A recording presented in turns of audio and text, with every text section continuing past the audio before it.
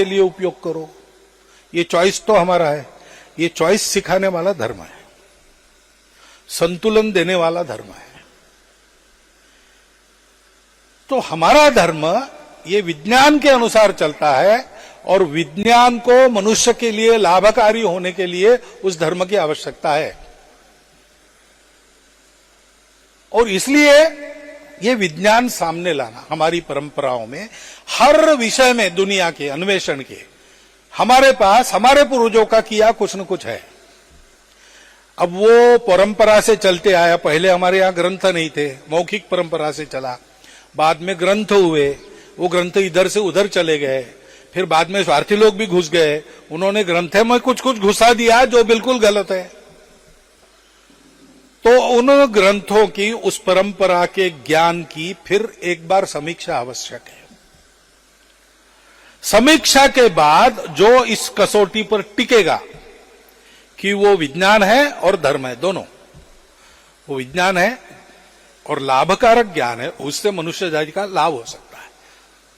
उसके लिए आवश्यक एक अनुशासन है। उस अनुशासन सहित उस विज्ञान को लोगों के सामने अपने को लाना पड़ेगा। तो एक स्वाभाविक अपेक्षा आजकल ऐसी रहती है, ये भी जीने की पद्धति हमारी नहीं है, हर बात सरकार ही करे, और सरकार भी कहती है हर बात हम ही करेंगे, आपको नौकरी भी देंगे, आपको खाने को भी देंगे, आपको सब कुछ हम करेंगे, हम आपको टीवी भी देंगे, हम आपको सब कुछ देंगे, आपको कुछ नहीं करना है। ये हमारे यहाँ नहीं था। उसके बदले में जो राज्य है वो पूरी संपत्ति अपने हाथ में रखता है। हमारे यहां ऐसी पद्धति नहीं थी। हम लोग स्वायत्त शासी थे। राजा के लिए सीमा का संरक्षण, कानून सुव्यवस्था, ये दो बातें थी, और कहीं पर कोई अधर्म करता है तो उसका निर्दालन, ये उसके कर्तव्य थे। बाकी सारी बातें प्रजा के हाथ में रहती थी। लेकिन ठीक है, वो जमाना गया, अब ये नया जमाना है। तो हमारी अपेक्षा रहती है कि ये सब सरकार करे। अब जो आपने कहा है कि ये आना चाहिए, वो आना चाहिए। अब नई शिक्षा नीति का सिलेबस बन रहा है, 6वीं क्लास तक बन गया है, उसमें कई बातें जो पहले नहीं थी वो आई है, आगे भी आएगी, ऐसे आशा करेंगे, देखेंगे। पहले आने दो, बाद में उसकी समीक्षा करेंगे।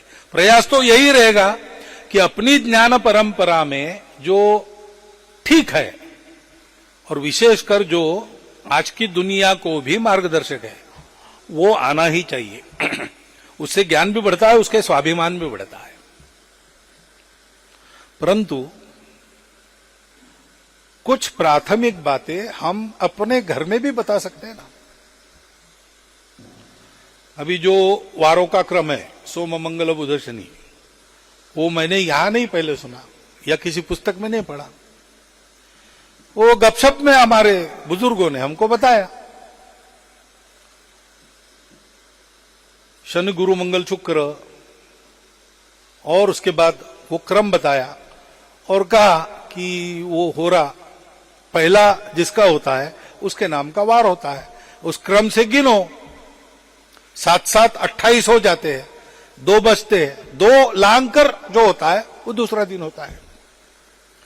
ये सारा हमको पहले पता चला। 27 नक्षत्रों के नाम हमारे यहां तो कंठस्थ करते हैं हम लोग, अश्विनी भरणी कृत्तिका रोहिणी मृगा आर्द्रा चैत्र वैशाख ज्येष्ठा आषाढ़। पूछते तो बताते थे कि पूर्णिमा के दिन में 12 बजे ऊपर जो नक्षत्र है उसका नाम मास को है। चैत्र पूर्णिमा को चित्रा नक्षत्र अपने सर के ऊपर आता है, तो वो चैत्र मास है। अब ये प्राथमिक बातें हैं, ये अपने घर में परंपरा से चलनी चाहिए। उसके पीछे का इतना सा विज्ञान जो हम बता सकते हैं, सामान्य व्यक्ति भी समझ सकता है, वो हम कह सकते हैं। चंद्र 27 दिन में परिक्रमा पूरी करता है, तो अभी अगले साल श्रावण मास अधिक मास है। ये अधिक कहां से आ गया?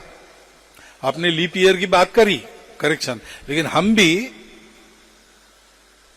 अधिक मास के रूप में करेक्शन करते हैं, करना ही पड़ता है, क्योंकि ये अगर गतियों का एडजस्टमेंट करना है तो सबकी गति में कुछ न कुछ करेक्शन करना पड़ता है। क्योंकि कालगणना सामान्य मनुष्य के खेती में काम में आनी चाहिए। तभी होगा। ऋतु चक्र असंतुलित होता है, फिर अधिक मास के बाद थोड़ी उसमें नियमितता फिर से आ जाती है, क्योंकि हमारी गिनती में हम वो करेक्शन कर लेते हैं।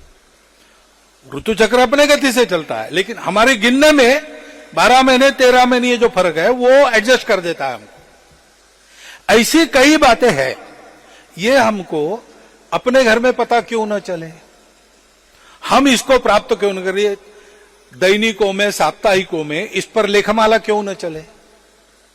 ये विषय इतने रुचिकर है, विशेषकर नई पीढ़ी को, जिसको तर्क चाहिए, जिसको कारण चाहिए, उसको अगर ऐसी बातें हम बताने लगे, थोड़ा उसके भाषा में लिखना पड़ेगा। तो ये सहज ही इसका प्रचार हो सकता है, और वो करना चाहिए। करना इसलिए चाहिए कि हमारे पास भी आजकल जिसको साइंटिफिक दृष्टि कहते हैं, वो दृष्टि थी, उसके आधार पर हम चले। हमारी व्यवस्थाएं तहस नहस हो गई सारी, हमारी ज्ञान की परंपरा खंडित हो गई। आक्रमणों के कारण हम बहुत अस्थिर बन गए, और अपने आक्रमण को पक्का करने के लिए इसकी स्मृति भी हमारे मन से विदेशी शासकों ने मिटा दी। इसलिए आज की हालत है। हम अगर याद करें, हम अगर अन्वेषण करें, तो हमारे पास भी क्या क्या है और आज वो कितना उपयुक्त है। कई दुनिया के सामने की समस्या है, उनके पास दूसरा हल नहीं है, वो हमारे पास है। दुनिया अधिकारवादी है, इसलिए वो हम तक ये बातें आज भी आने नहीं देती। ऐसा होता है, ऐसी ताकतें हैं। कुछ हमारे पास पहले से है, हम भूले नहीं थे, उसको भी वो अप्रोप्रिएट, जैसे योग है। अब योग सारी दुनिया में गूंज रहा है, लेकिन अब कुछ लोग कह रहे हैं कि वो योगा यानी क्या, वो अलग बात है वो, अथवा योग का जन्म हमारे ही यहां हुआ है। तो योग के लिए पेटेंट एप्लीकेशन भी दूसरे देश का हुआ था। ये पेटेंट क्या जंजाल है भाई? ज्ञान पर किसी का अधिकार होता है क्या? ज्ञान तो जिज्ञासु को देने के लिए होता है। जिज्ञासु और ठीक बुद्धि वाला, गलत आदमी के हाथ में ज्ञान नहीं देना, राक्षसों के हाथ में नहीं देना। लेकिन सज्जनों में जो जानना चाहते हैं, या सज्जनों के जानने से दुनिया को उसका उपयोग है, तो वो ज्ञान देना ही देना है। उसका पेटेंट क्या होता है? किसने क्या खोजा, अरे वो जितना उपयुक्त है उतना सबके पास पहुंचे। रामानुज जी की कहानी है ना, उनके गुरु ने उनको मंत्र दिया और कहा ये किसी और को देना नहीं, क्योंकि इस मंत्र के जाप से जो सिद्धि होती है उसमें मनुष्य मुक्त हो जाता है। उन्होंने कहा अच्छा, ये सही बात है, मैंने करके देखा, तुमको बता रहा हूं, साधना करो तुमको भी पता चले। तो तुरंत बाहर आकर जो परकोटा था मंदिर के चारों, उसके महाद्वार पर चढ़ गए और जोर जोर से चिल्लाकर जमा किया लोगों को, और उनको वह मंत्र जोर जोर से बताया उन्होंने। रामानंद जी नहीं, रामानंद जी। तो शिष्यों ने कहा बाकी, अरे गुरु ने अभी तुमको आज्ञा की इसको गुप्त रखने की, तुमने आज्ञा भंग, तुम तो नरक में जाओगे। तो उनका ठीक है, लेकिन इतने लोगों का कल्याण होगा, ये मंत्र ऐसा है, इससे मुक्ति होती है, इसलिए मैंने सबको दे दिया। अब मैं अकेला नरक में जाऊंगा तो कोई बात नहीं। ज्ञान का हमारे यहां ये उपयोग है, इतना वो मुक्त है, लेकिन पेटेंट है। अब नई दुनिया है, लेकिन बता रहा हूं कि योग के लिए भी पेटेंट, आंवले के लिए भी पेटेंट। आंवले का उपयोग कहां पर है? हमारे यहां परंपरा में यहीं से गया है। सर्पगंधा, रिसर्पिन। ऐसे आधिपत्य के विषय मन में रखकर दुनिया चलती है, इसलिए और ज्यादा महत्व है कि हमको अपनी परंपरा में क्या क्या कुछ है इसका एक अत्यंत प्राथमिक सामान्य ज्ञान सबको होना चाहिए। और वो जैसे शिक्षा पद्धति से जा सकता है, वैसे वो हमारी गपशप से भी जा सकता है। आपस में 4 लोगों में, अपने घर में बच्चों के साथ ये गपशप चलनी चाहिए। हमने उस ज्ञान को प्राप्त करना चाहिए, उसके लिए साहित्य आज उपलब्ध है। जैसे हम रेफरेंसेस निकाल के क्रॉस चेक करते हैं, उस पद्धति से जाएंगे तो हमको आजकल तो लाइब्रेरी में भी नहीं जाना पड़ता, हाथ में अपने गूगल है, उसमें सब कुछ मिलता है।